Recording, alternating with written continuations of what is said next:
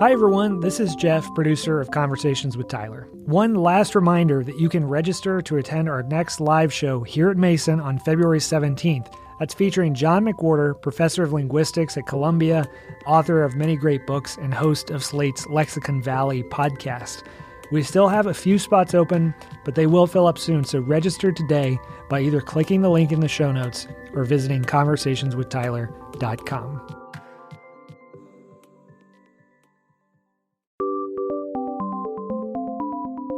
Conversations with Tyler is produced by the Mercatus Center at George Mason University, bridging the gap between academic ideas and real-world problems. Learn more at mercatus.org. And for more conversations, including videos, transcripts, and upcoming dates, visit conversationswithtyler.com.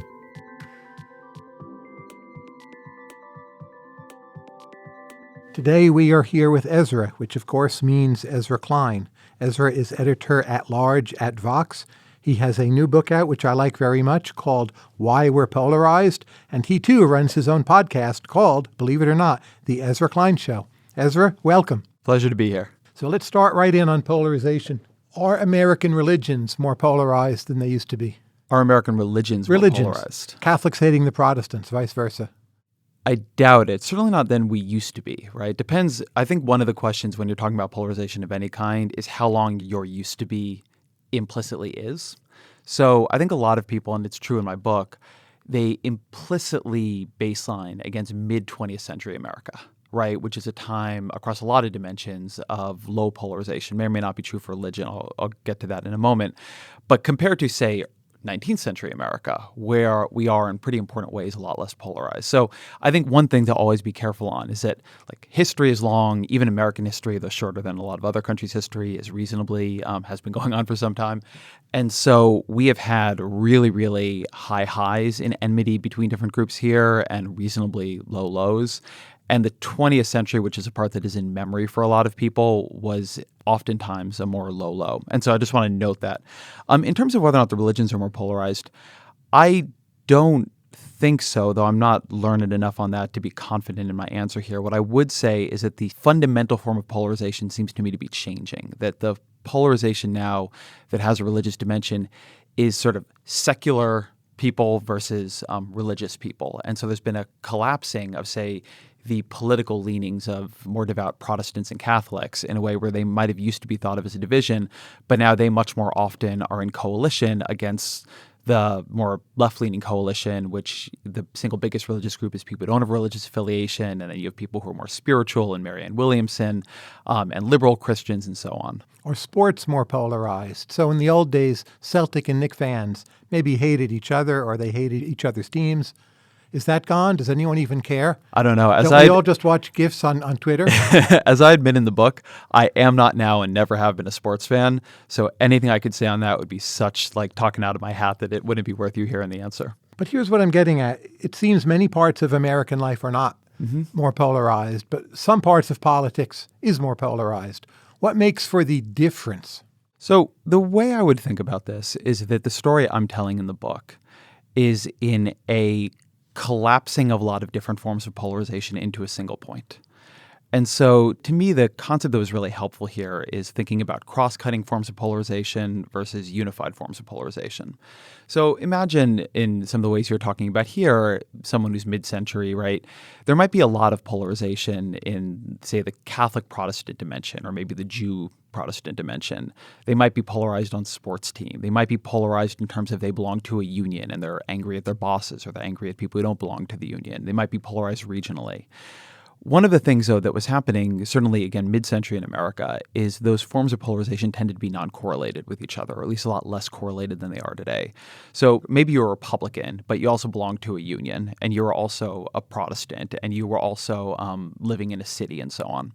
Now, if I know one of those things about you, I'm much more likely to know the others about you. And so when you have the forms of polarization stacking on top of each other, they exert a much greater weight, and they tend to be activated by a much broader range of conflicts. Sports in this way actually is, I think, a kind of interesting example. So I guess now a couple years ago, but you had the period of time when you had Colin Kaepernick leading NFL players kneeling during the national anthem. Donald Trump, of course, got involved. NFL is something that was actually quite non-polarized. There was actually polling on this somewhat randomly that Hillary Clinton and Donald Trump supporters had about the same level of approval of the NFL. And then after that began happening, you just had a plummet among Donald Trump supporters and what they thought of the NFL, and a rise or a steadiness among Democrats and what they thought of the NFL. And so all of a sudden, instead of sports becoming cross-cutting, it became one more thing, at least for that moment, that was pulled into this broader sense of polarization. But is NFL attendance down? That seems, I haven't looked at the numbers, but that seems robust to me. Yeah. Aren't we, in a sense, polarizing more efficiently? There used to be 7 things you had to worry about. Which sports team do I hate? What breed of dog is awful? And now there's just one. It's like left wing, right wing. I think that's right. And you get it out of the way, and then you can enjoy all the sports or all the dogs you want. But like and it's actually a kind of advance. I think that might be right. But like a lot of things in life, if you make them too efficient, they begin to develop other problems, right? I would say that that inefficiency in human identity probably had a lot of good parts to it. It created one of the stories and lines of research I'm going through in the book quite a bit. This idea that if you look at Republicans whose policy preferences seem to place them in the Democratic Party, or Democrats whose policy preferences seem to place them in the Republican Party, they will be angrier at the other side. They will hate the other side more, even though they agree with them on policy, than if you look at people whose identities place them in cross-cutting ways with the other party. So policy polarization, what we would think of as sort of the most important kind of substantive polarization, ends up being a lot less powerful than these identity dimensions. And so once you get those identities efficiently working together, you develop a kind of difference that is very hard for people to overcome, and that our political system is pretty bad at handling. Again, I don't think it's necessarily the case that polarization is a problem. One story I tell in the book is, number one, I think it probably makes sense that we're polarized. Number two, I think that you at the very least have to give credit to polarization as something that happens in most systems in most ways. The reasons we weren't polarized mid-century had a lot to do with race, and they were not great. We had a depolarized system built on segregation. But we have a political system that requires high levels of consensus to operate. And so I think the question is not so much how do you get polarization down, but how do you change things around it so that the system can operate well amidst polarization? We would agree that what is called effective negative polarization is way up. Professing a dislike of the other side, right? Not wanting your Republican kid to marry a Democratic wife and so on. But in terms of actual policy polarization, what if someone says, well, that's down, and they say this, well, the main issue in foreign policy today's China. That's actually fairly bipartisan, or if people don't agree, they don't disagree by party. Domestic spending, Social Security, Medicare, no one wants to cut those. That's actually consensus. The other main issue is how we deal with or regulate tech.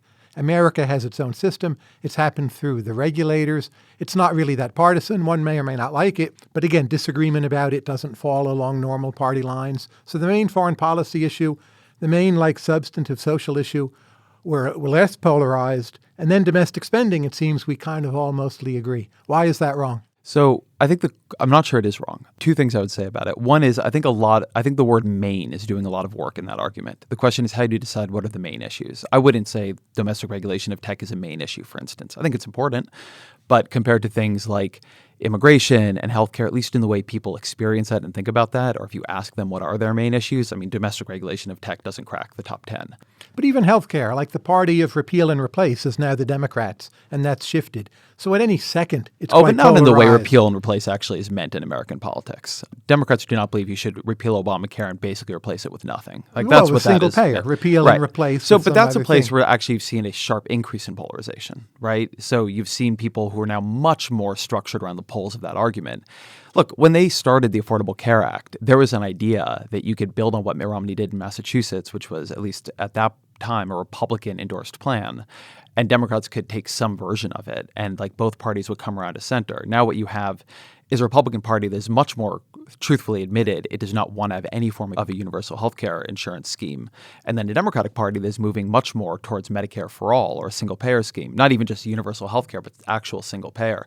So, that's a place where I think it's pretty clear that the polarization has increased sharply. But again, at any point in time, but if positions are shifting rapidly, as they are, say, on trade, if you took all of GDP, even healthcare, that's maybe 18% of GDP, Mm-hmm. but a lot of the system, a lot of people in both parties agree on, even if they disagree on Obamacare.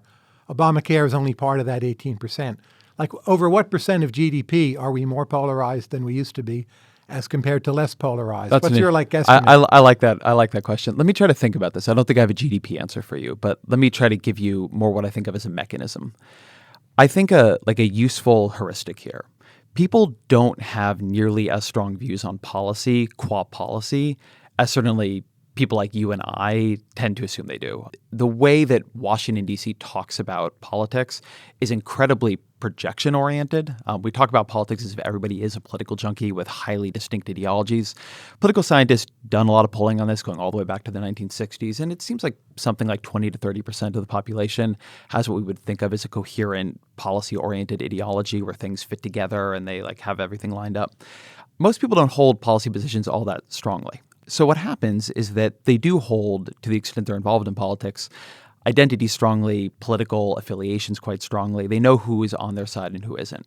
The pattern that I see here again and again is that when things are out of the spotlight, when they are not being argued about, when they are not the thing that the parties are disagreeing about, they're actually quite non-polarized. You'll sit there in rooms of experts, there'll be a panel here, George Mason, whatever it might be, and everybody will have some good ideas about how you can make the system better for everyone.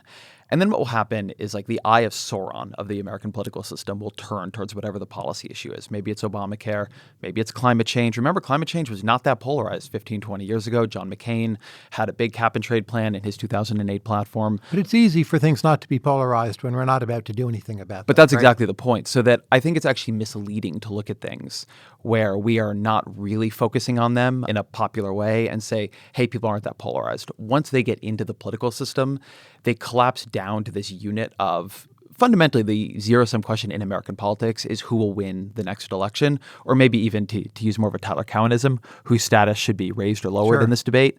And once things get jammed into that groove, then they become highly, highly polarized, almost no matter where they were before. Francis Lee and others have very good research on this. You can just see it sort of in the background of American politics operating again and again. Immigration, by the way, is a very good example. You go back to, say, Bill Clinton, and you read the Clinton 1996 Democratic National Committee platform. That sounds like Donald Trump's immigration platform. It sounds so much more conservative than where Democrats are on immigration today. Today, as it's become a much more core central issue, as the Democratic Party's gotten a much larger Hispanic base inside of it, that issue is polarized dramatically. So I think if you're looking a couple of years ago, you might have said, hey, look, George W. Bush tried to do immigration reform. 2013, you have the Gang of Eight doing immigration reform in the Senate. Immigration is a good example of something we're not polarized. That was true until it became the thing we were actually doing, and then it became a central driver of polarization in the country. But maybe polarization is the opiate of the masses. And this gets back to it being efficient. So everyone's all upset about this, that, and the other. You can check your Twitter feed and see what's on that list.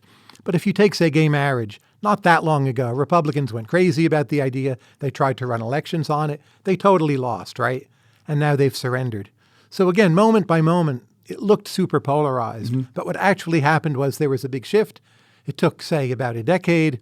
It's not a story of gridlock. It's a story of radical change where the masses are still consuming their opiate. And now maybe they're arguing about, threats to Ukraine rather than gay marriage. And we change policy towards China and develop a tech sector.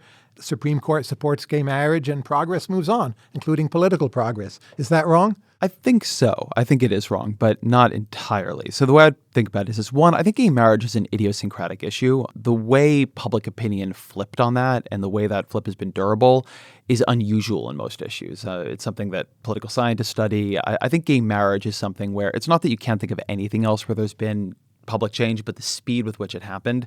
You were saying Republicans didn't win elections on it. But what's amazing about that issue is right before it actually changed, they did. Right? Do you remember after the 2004 election, there was a lot of talk. I think ultimately it didn't turn out to be true, but that perhaps George W. Bush had won because of gay marriage ballot initiatives. So I just want to note that that was actually an issue that has its own unusual dynamics to it.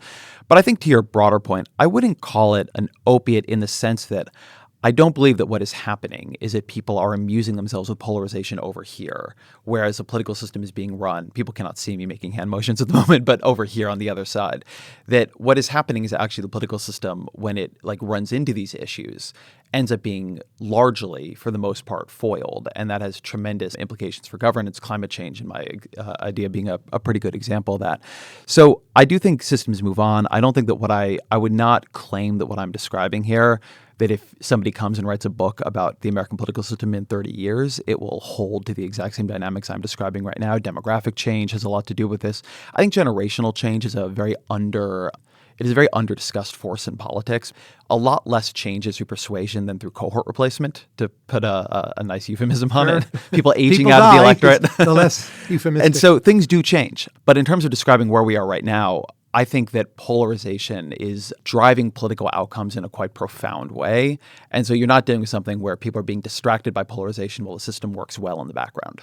Abortion aside, at the state level, is policy polarization going up? I know people vote more according to the national party's reputation, but in terms of actual policy, doesn't it just not matter that much? Again, abortion aside, I know there's Medicaid extension. Most of those will probably happen.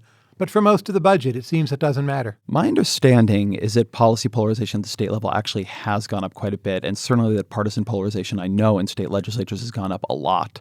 Again, one of the tricky things about this conversation, and people will kind of hear it going on, when you say the word polarization, you could be referring to a bunch of different things. Are we talking about how legislators vote in Congress? Are we talking about how people feel about the other side? Are we talking about issue outcomes?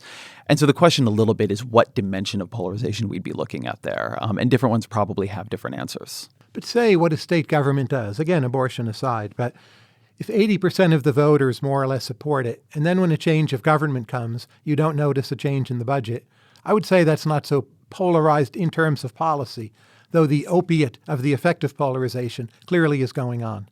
Yes, no? I'm trying to think about it. I'm not sure. So one question is about the budget here. I take your point on asking this in terms of GDP, and I would just have to do a level of looking into that I haven't done. So I'm just not sure I can give you a good answer on that. I think it's notable to say sort of abortion aside, because there's clearly been a very strong level of polarization on the abortion issue. Let's call it here, because I think what we're talking about here is basically policy divergence is what you're talking about. I am not sure that I think the right way to measure what polarization does at any level is policy divergence, and here's why. To a first approximation, what I think polarization tends to do is make it harder to pass anything, because most of the American political system, both at the state and the national level, is built on requiring reasonably high levels of compromise to work. And so if what you assume polarization does in its first dimension is make it much harder to get compromise, what you're going to do is simply reduce the ability to make very high levels of policy change at the state level. Now, so I think what you'd want to do here is you'd want to look at states that have had extended periods of unified governance, right, trifecta governance, and see whether or not they've diverged, and if so, how much. That would be an interesting thing, and I just haven't done it. But my guess is that for most states, what you're seeing, just like you're seeing at the national level, is probably a little bit less getting done, if anything, because what polarization does, again, is make it harder to make anything happen and make it harder for anything to stick. It's a common view that white women have much more cultural influence today than they did 20 or 30 years ago. Is that possibly one reason why political polarization has gone up? Unmarried women tend to vote strongly toward the left, and married women, again, white women, tend to be more conservative. That's a big split that you don't quite see the same split in the voting behavior of white men. Mm-hmm. I'm not sure that I would cut it quite that way. I'm not sure it's wrong, but it just, if the question is only white women, not only, but one factor out of 7. I don't know is the answer. How well does Jonathan Haidt's moral foundations theory explain polarization? I like a lot of John's work. He's mentioned in the book a couple times. He's actually a blurber on the book, which I'm grateful to him for.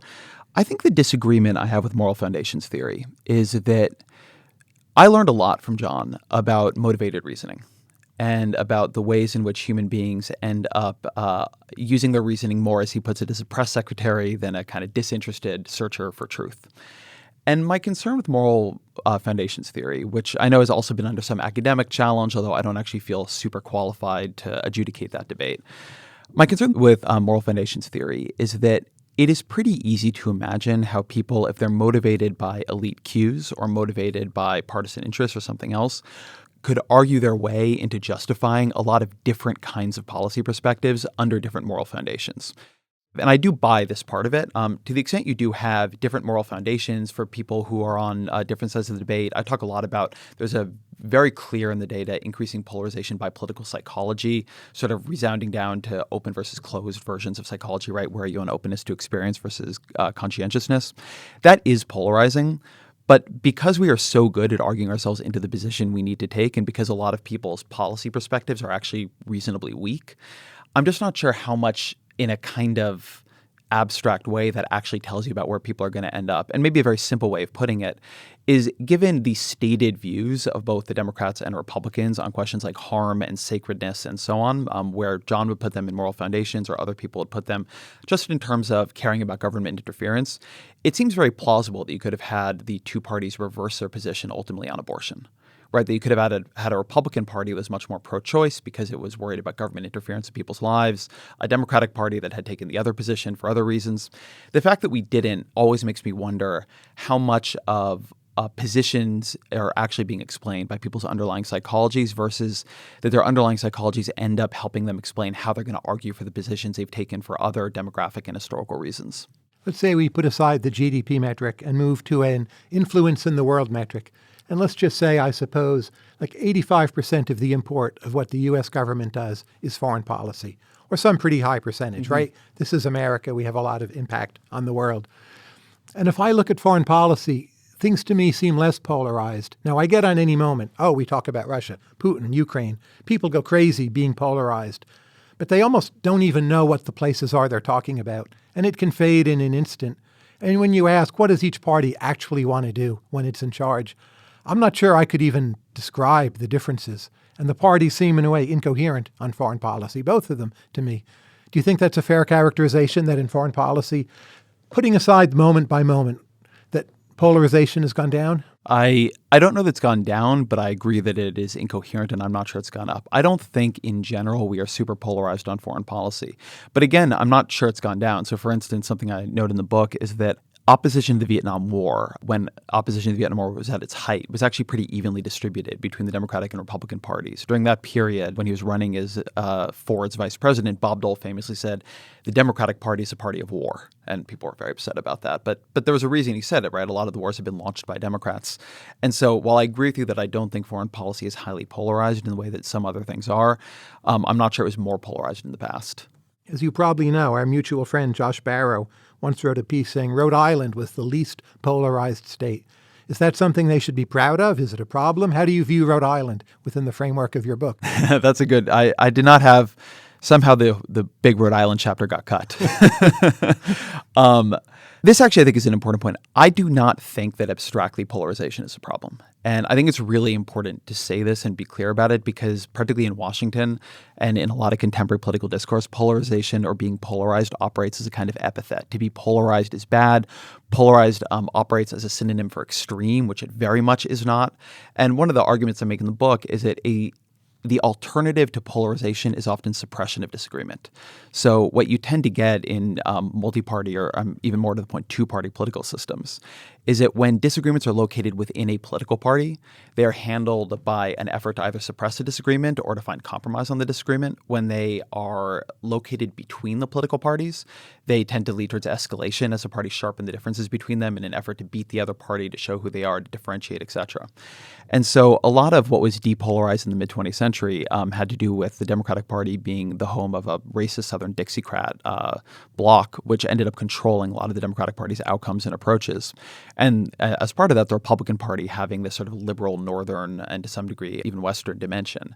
And so that was built on an agreement that American politics was not going to do anything about the Southern white supremacist hierarchy. And that was bad.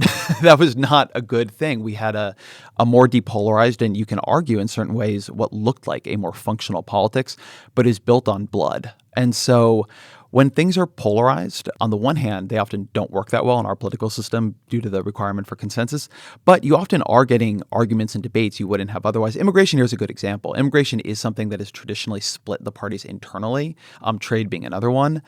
And both parties, for their own reasons, have suppressed that internal debate. And so Donald Trump, who for his own reasons, due to the kind of media coverage he could attract, due to the amount of money he had, due to his own personal celebrity, he came in on something where there was a large number of Americans who felt unrepresented by the two political parties on immigration and trade. And he was able to break through the suppression on that. And he was able to polarize around those two issues, which particularly immigration is a very, very powerful locus of polarization, not just in our country, but in all of Western Europe and Canada and so on. And so polarization is not in and of itself bad. Political systems can work well or poorly with it happening. I have a little bit of familiarity with the Rhode Island political system. But it seems like quite a working class state, right? I do not know its demographics well enough to say. Not many billionaires. It's very small. But it's very small. It does have some important universities in it. So I actually don't know if it's a working class state. I just don't want to say something wrong. On what issue are you most polarized, and does it fit your own theory? Ooh, if you dig in, I'm polarized on a lot of issues. I guess probably the issue I'm most polarized on at this point is animal rights issues, where it probably doesn't fit my theory in the sense that it operates a little bit outside sort of normal political divisions. But I am emotionally and intellectually very, very polarized on healthcare, on immigration, particularly those two I feel very strongly about. I'm the son of an immigrant. I grew up in Southern California. I grew up in Irvine, where you taught for a while. It's a very immigrant-heavy community. I feel both on the empirical evidence of what it does for growth and what kind of communities it builds, and on the big picture sort of emotional questions, very, very deeply pro-immigration. And so that's a place where I'm probably a lot more polarized than most people are. And you've written a lot on healthcare and been influential on healthcare, right? So taking N=1, Ezra Klein, for N=1, biography really matters for polarization. For you, I would say.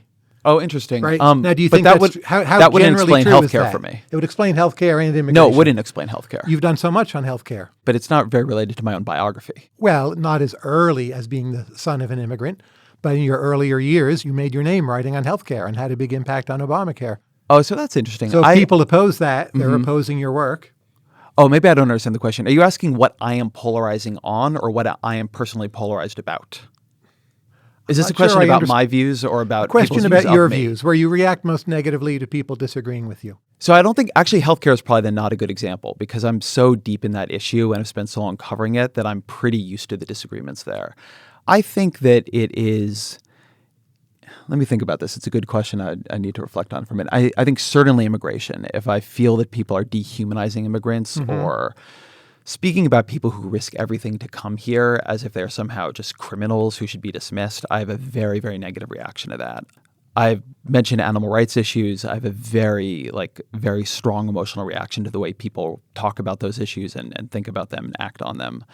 And then around a bunch of the economic issues, one thing that has been interesting to me more recently is that as economics has become more polarized, I think that debate has become more polarized, and I have found myself in a slightly weird position in it where I think I still operate in I'm a pretty big fan of markets as a policy mechanism, but I've become a lot more convinced by the arguments against neoliberalism as a form of not policy agenda, but as a kind of ideological water we swim in that we sort of don't notice how often we talk about those. So I think I'm probably becoming personally a little more polarized on that, and quite a bit more sympathetic to the much more polarized critique of just the way we approach issues of how to weight who deserves what.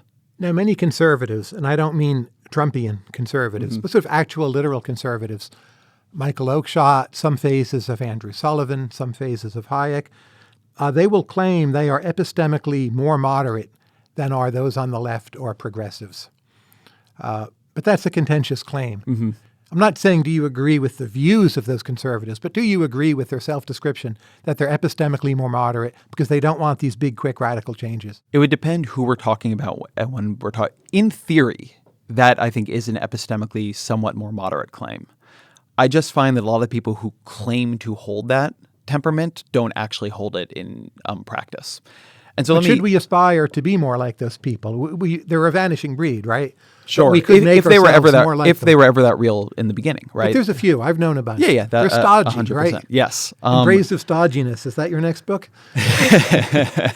So I've been thinking about this a lot recently, and I've been thinking about it in the sense of understanding temperament as a separate axis in politics from ideology.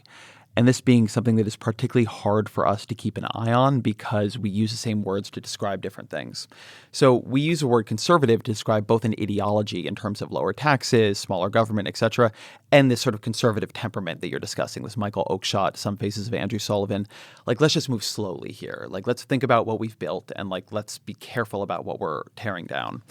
And we are often talking about people who have a conservative ideology, but not a conservative temperament in a confusing way. So Paul Ryan, I would say, is somebody with in many ways what we would understand as a conservative ideology, but if anything, he has a very progressive temperament. He wants to make big changes, reconstruct the budget, go back to go in a whole different direction. Medicare's working fine. Let's change it entirely.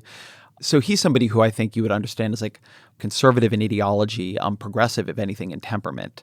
Someone like Joe Biden is almost the reverse. I think he's relatively he's between moderate and progressive in his ideology. I think he's somewhat conservative in temperament.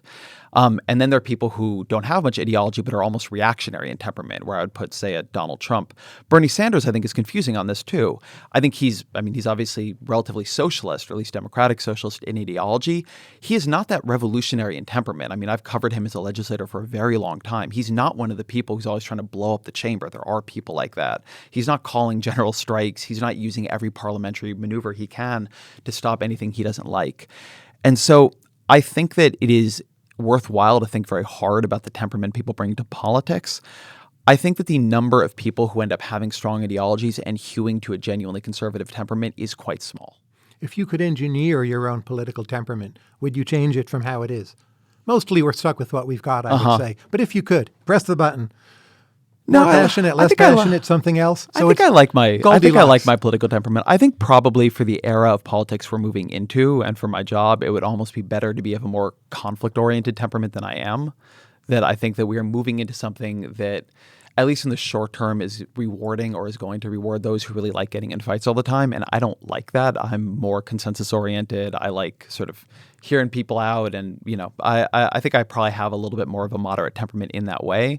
But I wouldn't really change that about myself. I think it's a shame that so much of politics happens on Twitter now. But, that's the way it is. I wouldn't change me to operate to that. I'm fascinated by something called Conquest's Second Law, which actually comes from a guy named O'Sullivan, but it's known as Conquest's Second Law. And it says something like, those institutions that are not explicitly right-wing will become more left-wing over time. And you see this with Ford Foundation, Rockefeller Foundation. You see it with universities. A lot of conservatives believe very strongly in Conquest's Second Law, and they see it more and more. They view it as a kind of curse. And I think they would claim it polarizes them. Like, my goodness, we've got to do something or we're going to lose. Is that one of the 7 or X number of factors behind polarization? The perception that my side is losing. Left or right on what dimension? Culturally, most of all. I think that's actually an important distinction here.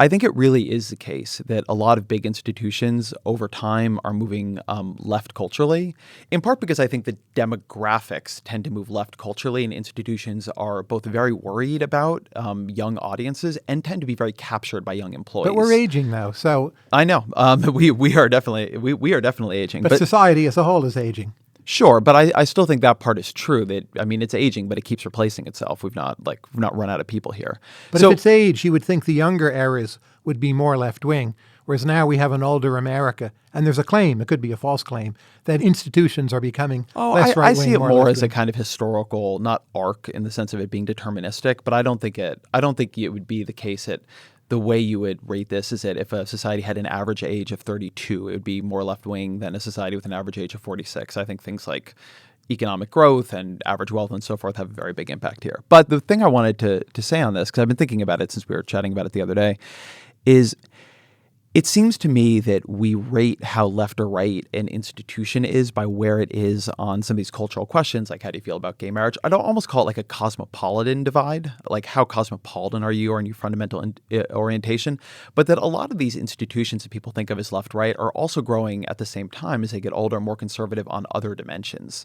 So they become more conservative on how things work. There tends to be, with Bernie Sanders being an interesting counterexample to this, although given how he feels about the filibuster and so on, maybe not, actually.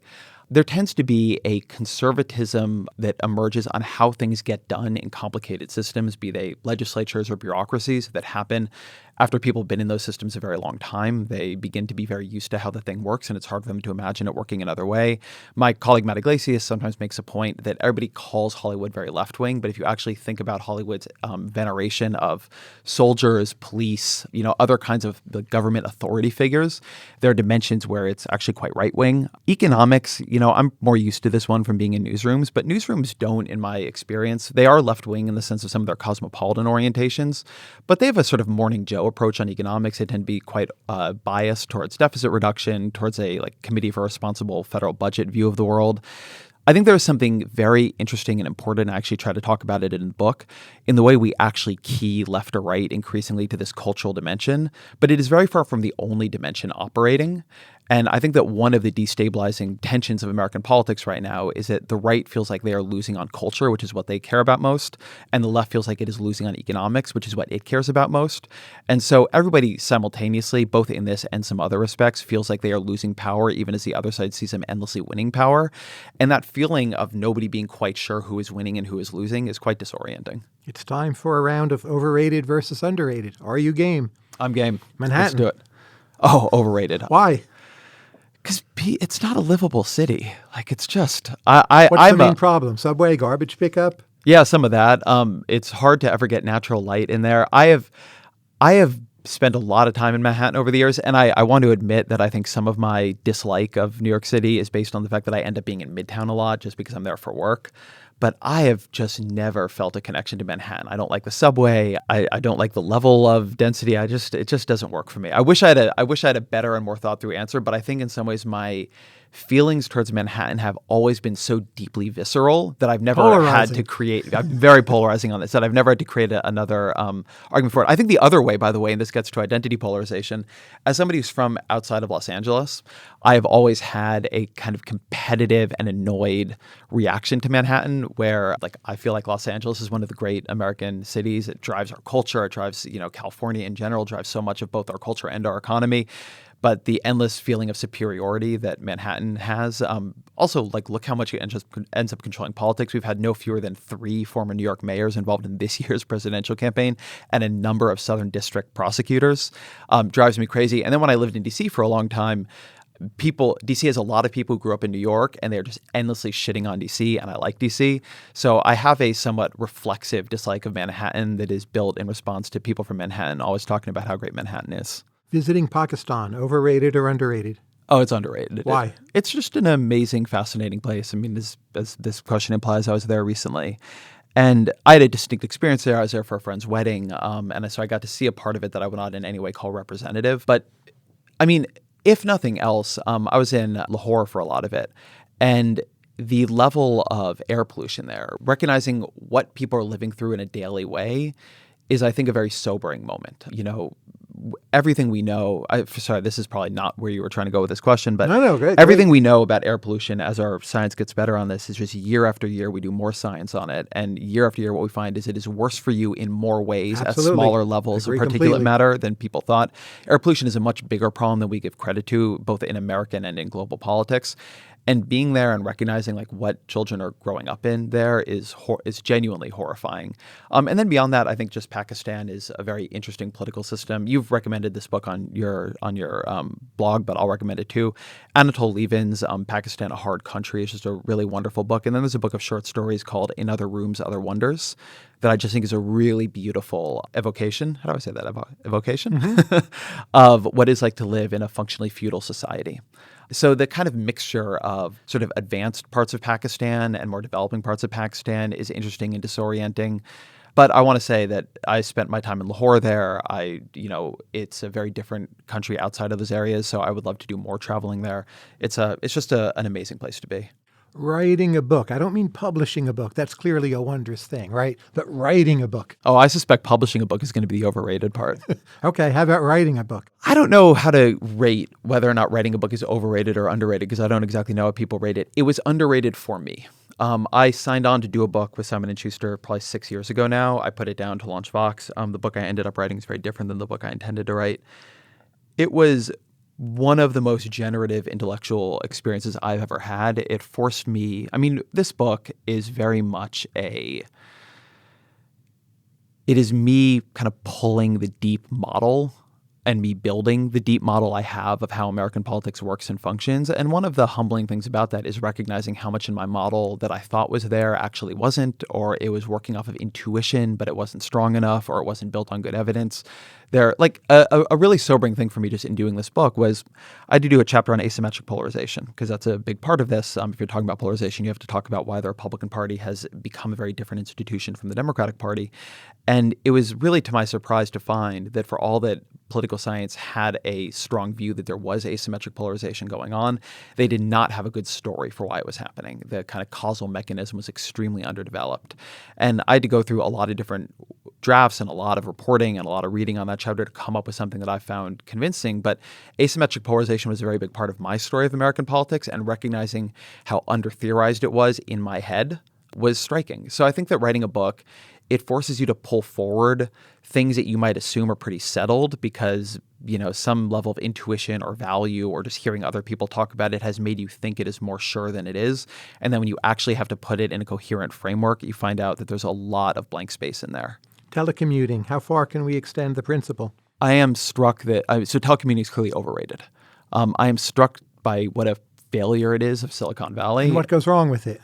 That I am not as sure I understand. Why there's been why the tech revolution has concentrated wealth and location so much is, I think, one of the, I don't exactly want to call it underexplored, because definitely some people have explored it and it's well talked about, but I've not seen a very convincing explanation for it. And it is I think, an increasingly large problem as more and more wealth and income concentrate in a smaller number of places. But why doesn't it just work? You pay people by performance, right? Set them loose. Is it that they feed the dog all day, weakness of will, something else? I am not sure it doesn't just work. I mean, this is one of the things I wonder about. I think that it may fail more at the level of the people managing the organization who maybe don't feel like it's working or want to be able to exert more control than whether or not it's not working. Look, my experience is in media. My organization has a lot of people working in different places. We have offices in New York and Austin and DC and California and a number of other places. We have a lot of people who just work from home in different areas of the country. And a lot of those people are really, really excellent performers. Now that is individual, right? Some people work well in that context, some don't. I'm now basically telecommuting. I'm in the SF office for Vox, but my team is primarily in DC, with a number of them in New York. And I think that my work has remained actually quite, hopefully quite good in most ways, although there are certainly things I'm worse at than I was before. I think that the two things that are hard about it is, one, it is pretty difficult to run an organization that is like 70-30. I think that running an organization that is entirely telecommuting is probably, I don't want to call it easy, but it's a lot easier than running an organization where most people are in one place and then some significant but not near majority percentage of them are not, because what you end up having then is like dual processes where a lot of things are built for everybody being around each other, and then the people who are not around everyone else are at somewhat of a disadvantage. So I think that's one issue that oftentimes what people want to do is not create a telecommuting equilibrium, but they want to create a 70-30 equilibrium, and that one doesn't work that well. And it certainly doesn't work that well if you're ambitious and want to advance within the company, particularly within its bureaucratic hierarchy. But then the other piece of it that I think is very real is that you just lose a lot of information, even in the very best telecommuting software. And this isn't even just a question of it being buggy. It's a question of, I'm sure, do you ever do this podcast remote? Never. We refuse. Why is that? There's something about picking up the vibes from a person, from their body language, from how they look at you, from the dynamic in the room, which is hard to pin down, that's important. And I feel I'm better live, and probably they are too. So I do my podcast probably 70-30 remote, something like that. Most of the time I'm remote with somebody, but I try to have people in when I can. I don't think that to the audience, the podcasts that are happening where somebody isn't in the room are on average worse, but there's absolutely no doubt that I feel worse while doing them. And Same part here. of that is that I find it much harder to concentrate. If you don't believe meetings have a very high marginal product in general, the fact that maybe you're having trouble concentrating on them when you're far away is maybe not a huge problem.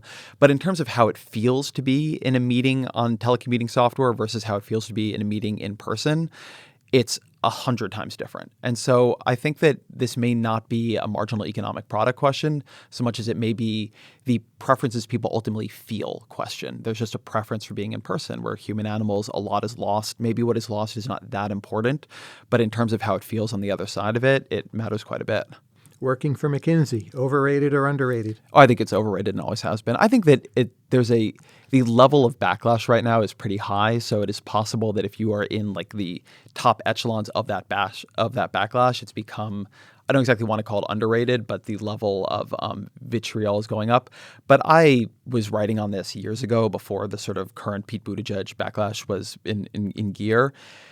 And what seems to me to be happening there, and this was what I found when I was reporting with kids on college campuses about it, is that basically McKinsey has arbitraged, as have some Wall Street firms, other consulting firms, the ways in which a lot of particularly liberal arts majors feel like they're graduating college without usable skills. And I don't think number one, is that true that they're graduating college without usable skills, but McKinsey has the money to have very, very sophisticated recruiting infrastructures that are hiring people at good salaries very early in the senior year. And so if you're somebody who is there, you're feeling anxious about what's going to come next, McKinsey swoops in, it's like fall. You get a great job that you know your parents are going to be happy with. Sounds pretty good, no? I think it's bad. Why is it bad? Well, you're a big fan on people being weird, right? And I Okay. think people going out and actually finding jobs that fit them well and are not just a delaying of the question of how do you find a job that fits you where you're making a kind of distinct contribution. But maybe these people aren't weird. We've got to put them somewhere, and that's McKinsey. I don't think that It's is like the McKinsey. non-weird closet. I think that the arbitrage here is a bad one. I think people need to sit with their anxiety and find a better job. If you are able to get hired by McKinsey, you are able to get hired somewhere else. I think to a first approximation, there are zero people who it's like, you're a Yale English Lit grad, but you have a great, like, you've won your thesis prize or whatever, and you don't really know what you're going to do, and McKinsey's willing to make you a great offer. If you waited, you would get another job. You're a great communicator. You're a smart person. Don't go to McKinsey. The Noah Baumbach Netflix movie, Marriage Story. Oh, I loved it. Why? I don't know that I can say that it's underrated because I think it's probably the most highly rated movie of the year. But why did I love it? Because in a way that I think I actually wrote this about, that it felt more like a great novel than a great film. And that might say something about where film has gone, but it felt like it was an access to the interiority of something that was quite profound and that people really go through. And I'll just say, as somebody who's a new father, my son is 10 months old, having to live in that idea of what it would be like to be divorcing and feeling your kid falling further away from you, I felt I could feel that agony in such an intense way that my emotional reaction to that movie was probably much more specific than, I don't want to say than it was for other people, but then it would have been at another time in my own life. And so the way in which that movie spoke to me emotionally was very, very intense. Has being a parent made you more conservative in the small c literal sense? No, I think it's actually made me a lot more liberal. Why? How? Two things. So one, which I think is maybe a little less obvious to people, is it made me more pro-choice, which I wasn't actually expecting. So we had a dangerous pregnancy. My wife had both very, very intense health reactions to the pregnancy, including some that were just unbelievably, horribly painful for the whole time, for almost the whole time, let's call it 6 months of it. And then some that were life-threatening towards the end, both for her and for our child. And the idea that you would force anyone to go through that is now to me so barbaric. Like having seen, like that's just, it's not somebody else's right. Like almost whatever you think about it, that the idea that you would demand that of somebody is just too much for me. And then the other thing is that I adore my son to the ends of the earth. There is nothing I can say that is as important to me as, how I feel about him.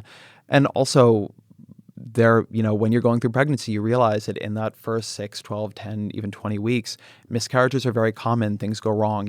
I don't believe you're dealing with a person until relatively later in that game. And so the combination of those two experiences, seeing the way in which it's really like it's a developing embryo, but then also you're dealing with a full human being who you're putting through something both medically dangerous and very, very, very emotionally and physically difficult. It just made me a lot more pro-choice. And the other piece of it is it's made me, this is a way in which it just, I think, affirms something in me, but it's made me much more egalitarian in my politics. I think that's actually the wrong way to say it. I don't think it's changed them, except it's affirmed them. And I don't mean to say that, being a parent has confirmed everything I thought about life. But when I see what I am willing to do for my son, the amount of time I'm willing to give him, the environment I'm going to try to create for him, the fact that both of his parents have, say, flexible schedules so we can be there for him, take him to the pediatrician if he needs that, like pick him up from something if he needs to be picked up, make sure he's got great childcare, on and on and on and on, that we have like family networks that will help, friend networks that will help. Our transportation is not bad, so we're able to get to him and get him where he needs to go. The idea that this is in any way a fair race is so ridiculous when you just look at that around you, when you just see what is happening to people from the moment they come out of the womb, and even before that, the amount of redistribution we do on the back end just seems ridiculously small to me. Some politics questions. Let's say that we managed to settle Mars. What country's system of government would be best for Mars, at least in the early days? Or it doesn't have to be a country. It could be a corporate charter. How should we do it? Ooh, that's such an interesting question. I mean, I think it would depend for me on the question of how we settled Mars. I mean, are you saying that we have Commercially, everyone's a volunteer, nothing too weird. But I mean, what level are we talking about? Because I think different 10,000 structures people. work. 10,000 people. Oh, I think you want to deal with something. I almost wouldn't think about that as a form of government in the sense that America or even New Zealand has a form of government with 10,000 people. I think you are dealing with something there at 10,000 people that is a lot more like how a corporation is governed. You'd want it to be democratic, so maybe it's more like how a co-op is governed. Why democratic? I mean, cruise ships can have thousands of people, maybe not 10,000, and those are run in a dictatorial but somewhat market-friendly sort of way. Because I think that even if it's going to be a little bit less efficient at some level, assuming you had a wise, benevolent dictator there, if you have high levels of unrest or dissension among 10,000 people living on Mars with somewhat difficult supply chains, et cetera, the cost of that could be quite catastrophic. You really don't want to be living in the aftermath of the revolt on Mars. The recent election in the United Kingdom, there are clearly many particular reasons why Labour did so badly.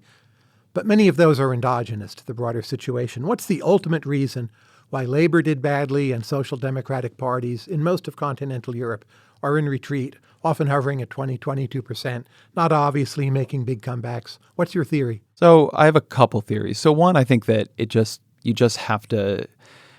just one of the lessons of the period that the theory that having a more pure form of social democratic politics as an answer to right-wing nationalistic populism, that is going to work, that the sort of right-wing populism is an answer to people's economic concerns, that is sort of countering the neoliberalism that is making them worse. That's wrong, right? It's just flatly wrong. I think we can say that at this point. It may be good to have a social democratic set of policies, but it does not somehow inoculate you from the power of that right-wing populism. I remember when Corbyn was being hailed as showing a politics that could truly work, that this is what Americans had to do too.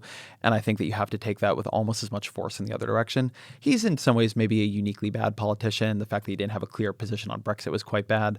But there's a very deep potency to the form of politics that is being played with around Brexit, also in America, also in a bunch of other places, that I think needs to be taken seriously. I will say that Fintan O'Toole just wrote a book called The Politics of Pain that I thought was really remarkably sharp on this, and as an analysis of the British psyche was sort of one of the most convincing things I've read, sort of making an argument going way back in sort of Britain's history that there's a deep unresolved set of psychic questions around Britain won World War II and then somehow feels like it lost the peace, that it deserved to sort of, if not own Europe, then be understood as a savior of Europe in an ongoing way. And instead, here you have the European Union emerge. In many ways, the European Union is dominated by Germany, the sort of aggressor in World War II. There's some interesting stuff about colonialism in the British psyche. He does a lot of very deep analysis of popular British television and literature that I think shows us an interesting way. I recognize that gets at some endogenous dimensions of the Brexit question, but I think it's a recommendation worth following for readers. The other thing that I will say is that in terms of things that I think are broad-based, and this gets to sort of Martin Gurry revolt of the public kind of theses, is that Boris Johnson clearly shares quite a bit, as does Brexit, with Donald Trump. A lot of the national populist politicians seem to me to share certain dimensions with each other. And one of the core things they share is one that I think we're in an age technologically and for other reasons where extremely strong, outrageous, conflictual forms of politics are at least somewhat advantaged, certainly on the right. They're very good at practically dominating agendas. So I think that the media has not in any way effectively adapted to sort of the social media age. And so the way in which we've been overturned is that, among other things, we think that our primary power as an institution is that we can cover things positively or negatively, that the thing we're covering doesn't so much matter so much as how we are covering it. So we're covering somebody's lies, right? Boris Johnson say lies a lot. So we're fact checking that all over and that's really going to show them. And instead, what we're actually doing is amplifying the lie. And so what a lot of these players have understood is that to actually use something that Mike Cernovich, the sort of right-wing civic nationalist, I guess, guy says, conflict is attention and attention is influence. And so highly conflictual politicians seem to me to be advantaged. Politicians who lie a lot, they're able to use that level of very brazen lying as a way to hijack the media narrative, because the media will cover somebody who has said something incredibly untrue over someone who said something kind of banally true. You could think about this in America as a sort of difficulty for an Amy Klobuchar going up against like a Donald Trump, right?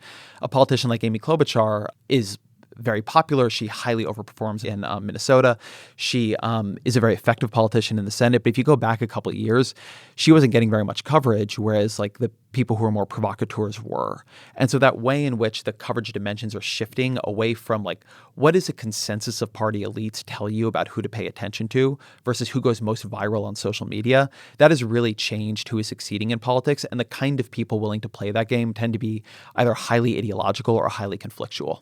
Why isn't California a better run state than it is? I think it's actually a pretty deep question. And this is a question I would like to have a better answer to and hope over the next year, now that my book is done, to find a better answer to. But I will say in a big level that I think the failures of governance in California are much more profound failures for the left and for progressivism than people give them credit for. The fact that California cannot figure out how to make it affordable to live in its major cities or usable to get around as a state, not just sort of inside the cities where transportation in LA and San Francisco are really bad. But the failure of high-speed rail in California is such a cosmic embarrassment for the left that I think it really needs to be taken a bit more seriously as something that the left needs to figure out how to change, right? If they can't build high-speed rail with the billions and billions and billions of dollars earmarked for that project, why should people trust them on the Green New Deal, et cetera? And it's not like it's going to be easier outside of California. California had very big Democratic majorities. So the failures of government in California, I mean, I can tell you about them at some levels, right? You have very powerful NIMBYistic politics there. Prop 13 has certainly made taxation hard. California for a very long time had extremely sharp strictures through the proposition process and through some other constitutional changes on what you could do even in the legislature. So not only is a lot of the money already earmarked through propositions, but you had for a long time, and I might get these numbers a little bit wrong from memory, but I think you needed a 2/3 vote to raise taxes in the legislature. I think you needed something similar to do budgets. I haven't looked at these rules for a little while, and I think at least they've been partially, though not in any way fully repealed. But California actually had a kind of super filibuster operating that made it much harder to govern. The way power is distributed between the governor, sort of the state level, and the local level is a little bit unusual in California. So there are a bunch of reasons, but I think that those reasons do not fully explain the level of the failure here. And then I think that there might be some interesting things in actual liberal psychology that are operating. So I think that if to a little bit go back to sort of a John Haidt moral foundations theory of Californians, it is true that California is quite liberal. And people, when I say California liberal, something is going to come to mind for people. There's a certain stereotype there that is maybe a little bit different than a New York liberal, maybe a little bit different than what you would imagine, say, a Colorado liberal even to be in. But that kind of preservationist, a little bit skeptical for all that Silicon Valley has sort of taken over a lot of the economy, a little bit skeptical of certain kinds of progress. I think those are pretty strong undercurrents in California that oriented against certain kinds of change, oriented towards protecting people who are already there and the status quo is somehow kind of more natural, oriented against a lot of important housing and building structural reforms that we need to do. And so, you know, you may be seeing things that are not just at the legislative, social, political dynamics level, but also a little bit in the psychology of liberalism that creates real problems for the progressive agenda writ large. I have a few questions about media, all of them super simple. In the age of the internet, not to mention Boris Johnson, what's the future of publicly funded broadcasting? PBS, BBC, are they still relevant? What will they do for us? Should we be worried? I mean, worry depends on whether you think they're overrated or underrated. Do they even matter? I think they matter a lot less than they used to. Look, in America, that's been true for a very long time. PBS was never as powerful as the BBC is. And PBS has been just shrinking in influence as every single individual channel has been in America forever, right? You've read the media chapter of my book. And so you know that a lot of what I'm talking about there is the effect of incredibly intense forms of competition on the broader media sphere. And so PBS, NPR, I mean, all public media is undergoing some of the same dynamics as everybody else, which is they're just in a war for attention. And in some ways, it might be good for them and their trust in the long run. They're also a little bit less able to fight that war because they need to hold their political sponsors in place. And so you can't become quite as outrageous on PBS as you, I think, say the New York Times or the Washington Post have made more moves to be, say, viral than PBS has. And I'm not saying that's a wrong thing for PBS to do. I like PBS a lot. I admire what they do greatly, but I think a problem for PBS is that they're widely admired and that sometimes they're like not as widely shared. Long term, it's probably good for their trust. Short term, that's probably quite bad for their influence. In England, I'm a little less sure of what the future of the BBC is. I know Boris Johnson is not a fan, and so I could imagine it weakening in terms of its power and its influence. I also know at the same time that the way that Johnson was covered on the BBC has created incredible levels of anger on the UK left, which is probably weakening the BBC's hold on that constituency as well. So I suspect that the BBC is both subject to the same competitive dynamics as you're seeing here, although it starts from a place of more kind of power and centralization and funding than PBS does here, than NPR does here. And then secondarily is in a more intense form of its political vise than those players are here, in part because it's more important. And so there's more margin for different political players in attacking or weakening it. They'll never cover Brexit well, perhaps, right? I think that's probably right. Now, Facebook has a plan, as you know, to set up a kind of Supreme Court, it's called, that would issue judgments on what should be allowed on Facebook or not. What do you think of this idea? So I think it's interesting. I think Zuckerberg actually, if I believe, floated the idea the first time on a podcast I did with him. So I'll take a little plug there.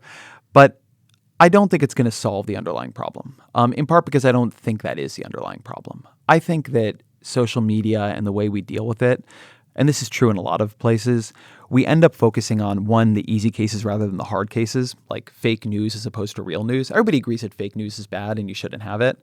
Real news can also be very bad in terms of what it emphasizes or the quality of the work and so on. But the question of how to handle it is much, much harder, and it's not going to be something that a Facebook Supreme Court handles. I think the underlying and very deep problem with Facebook, with Twitter, with a bunch of them, is building the future of our communication commons atop a business model that is about engagement mediated through the intensity of the viewer's or audience's emotional reaction.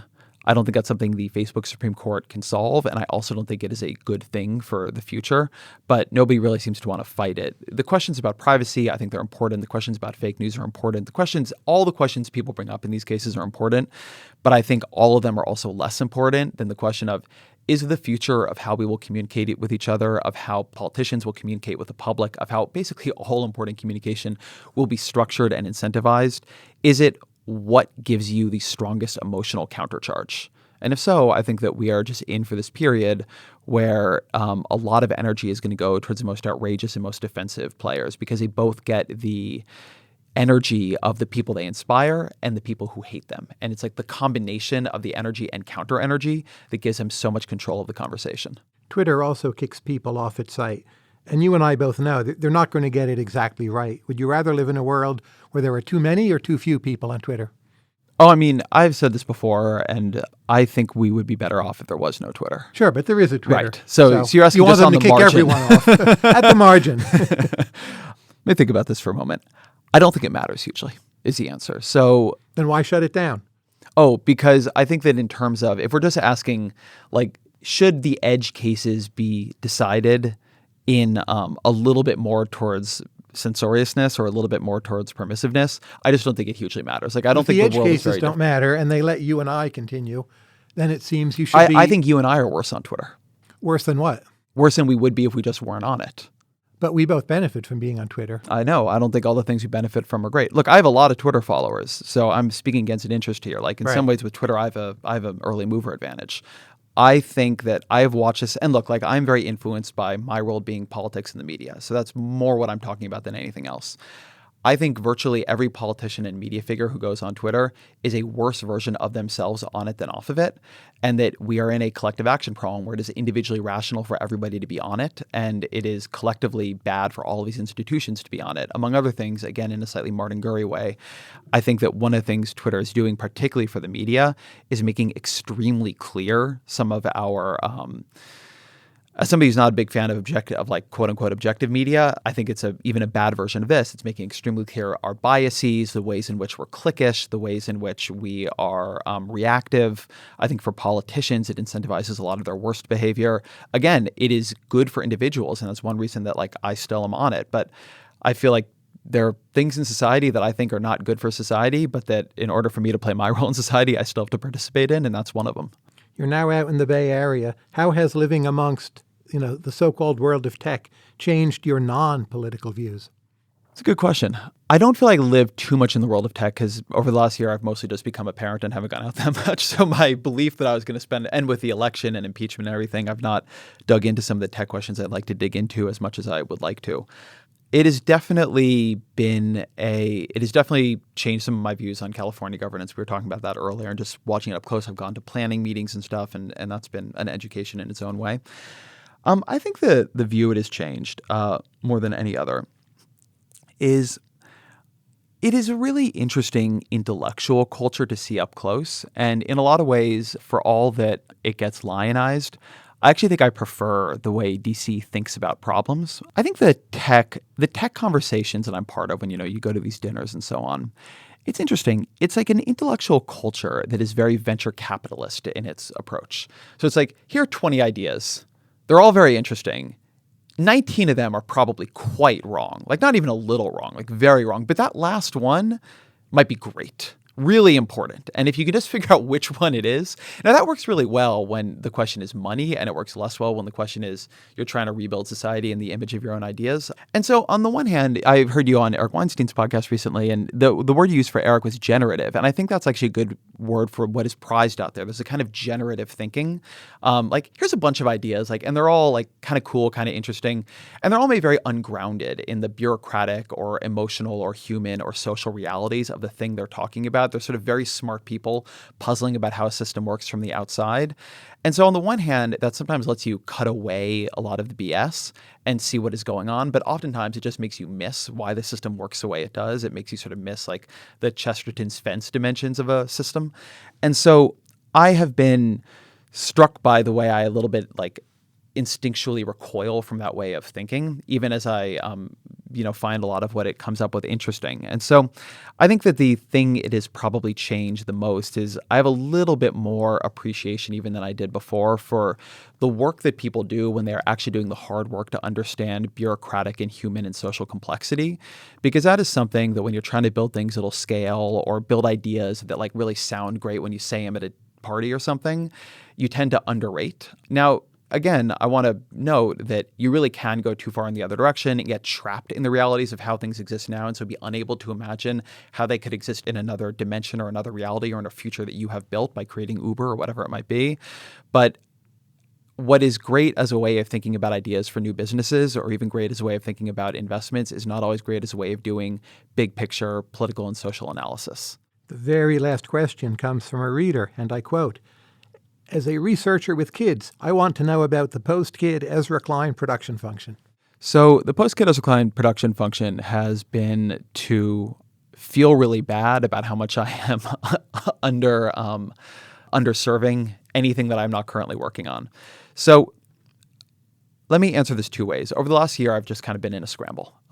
We had our son. I've been finishing this book. I've also been working on Vox. I had the impeachment podcast and so on. The actual number of hours I work has become shorter. There just is no doubt that I cannot work weekends and nights in the same way I did. And to the degree I can, I've had to do it on the book. And it's this kind of endless thing of doing the book for 4 hours. Then when I would normally, or in my past life, rest, I go on to childcare for 4 hours, and I do the book for 4 hours, and it's not been good, and I wouldn't recommend it to anybody. I think the thing that I've heard from other parents, and it is proving to be true in my own life, is that I just have to pare down my number of projects. There is just a ruthlessness to the way that you have to make choices between time, which is ultimately quite zero sum. And I'm starting to have to make those choices. So where before I sort of would get involved in an almost unlimited number of things, now I'm having to say, ask myself truly the question, can I sustain an involvement in this project if I get involved in it? If I say yes to this, am I really going to be able to handle it at the back end, knowing that I can't just accordion my time out and tell my partner I'm not going to see her for a couple of days because I have to work sort of around the clock? So that's probably a healthy thing for me in the long run. But, there are genuine trade-offs here. I have found it personally good. I've had trouble kind of turning down the part of myself that always wants to do more, even when I know it's not the best thing for me. And so the way in which now I emotionally am more in alignment with that part of myself that knows it needs to do a little bit less, that feels good. The degree to which I still have to work through the projects I have already in the system has been really hard. I'm a little bit dreading the book tour I'm about to go on. All of that just feels tough to me. And so ask me in a year and maybe things will be settled into a new equilibrium. But currently I have a lot of good ideas about how to do less, and I've not quite been able to put them into play yet. The only other thing I would say on this is that, boy, does it teach you the value of sleep. And I don't just mean in the sense of, with a kid you sleep less. I more mean in the sense of spending a lot of time being truly underrested just really forces you to confront how different you are when you are deeply underslept. And that isn't just in terms of what you can get done. I actually don't find what I can get done is the key change there. It is how I am with the people in my life. It is how short I am with people. It is how I react to adversity. It is how I feel when I'm doing things. I used to have a very sleep is a cousin of death approach to my life. I really did not want to sleep, and I resented the time I had to sleep. And it has really cured me of that particular emotional or psychological disease. Ezra, thank you very much. Again, the book, Why We're Polarized. I'm very happy to have read it twice, by Ezra Klein, and see you all next episode. Thanks for listening to Conversations with Tyler. You can subscribe to the podcast in iTunes, Stitcher, or your favorite podcast app. And if you like this podcast, please consider rating it on iTunes and leaving a review. This helps other people find the show.